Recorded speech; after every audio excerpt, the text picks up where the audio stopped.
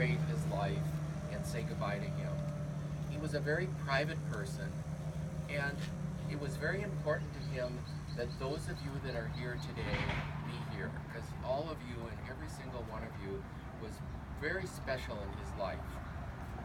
I met Irv 44 and a half years ago in San Diego. It was on Rosh Hashanah Eve, and I asked Barbara if she would like to go. I just met her, and I said, would you like to go to services? And she said to me, would you like to come to my house for dinner? And I said, great. So I went to their house, and I met Irv and Phyllis, his wife, and Gabriel. And I really liked this family. I mean, I couldn't get over how nice they were. I mean, I just couldn't get over this family. After that evening, the next day, I called my family, my parents, Norman and Lorraine Milstein, who were then living in St. Paul. I'm third generation St. Paul, and I had recently moved to San Diego. I said, I met this girl that I like, and I also met her family, and they're really unusual. I really like this family. Well, a few months passed, and I mean a really few months, and Barbara invited me to dinner again. And the second time I saw her, I said, Barbara and I are going to get married. Well, he just about fell off the chair and went through a sliding glass door window, and Gabriel said, married? What? And Phyllis said, yes. And he said, who? And she said, Howard. And he said, Howard who? And then Phyllis, after fixing her a stiff drink in those days of scotch, he said, Howard and Barbara, I want to give you one piece of advice. He had 3 principles that he lived by, but that day he said, don't let outsiders interfere. This has been very important in my life, and this was important as our life went on. Now, as time went on, Irv also told me that when I talked to him that it's important to have good work ethics and to work hard, but he said, never feel guilty about taking vacations and taking time off. Take time to enjoy life away from work. And that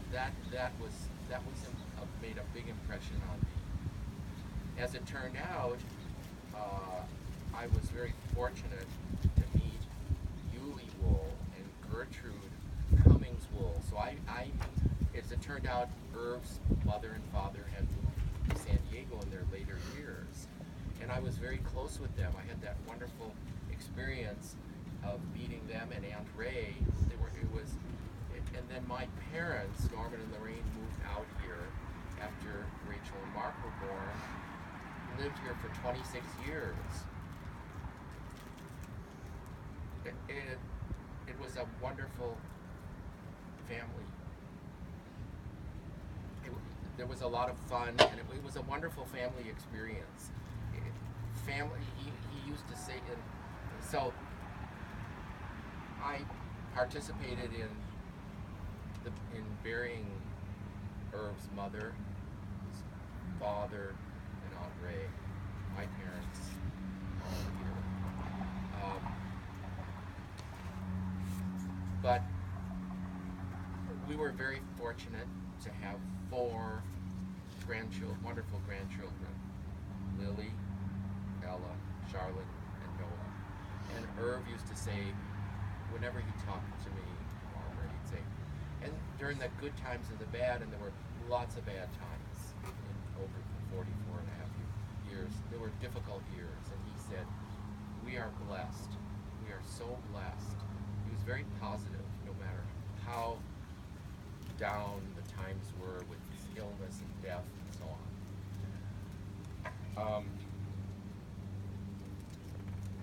My parents became best friends of the grandparents and Irv and Phyllis, and they used to go out to dinner once a week. They traveled together. It was a very special family relationship. When Irv died,